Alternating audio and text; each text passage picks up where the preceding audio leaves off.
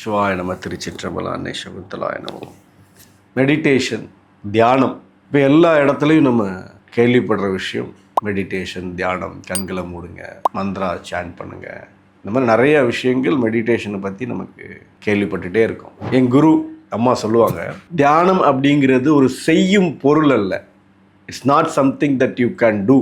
அது இறைவனோட கருணையினால், குருவோட ஆசீர்வாதத்தால் உனக்குள்ளே நடக்கணும். நம்ம பண்ணுற எல்லா ப்ராசஸும், நம்ம உட்கார்றதா இருக்கட்டும், மந்த்ரா சாண்டிங்காக இருக்கட்டும், கவனம் வைக்கிறதா இருக்கட்டும், இது எல்லாமே எல்லா ப்ராசஸும் நம்மளை ஒரு ப்ரிப்பரேஷன், தயார் செய்து கொள்றதுக்கு தானே தவிர நம்மளால் மெடிடேஷன் பண்ண முடியாது. அது இறைவனோட கருணையால், குருவோட ஆசீர்வாதத்தால் நடக்கணும். தியானம் பண்ணணும்னு விரும்புகிறவங்க, தியானம் பண்ணிகிட்டு இருக்கவங்களுக்கு இந்த ஒரு விழிப்புணர்வு கண்டிப்பாக தேவை. தியானம் செய்யும் பொருள் அல்ல.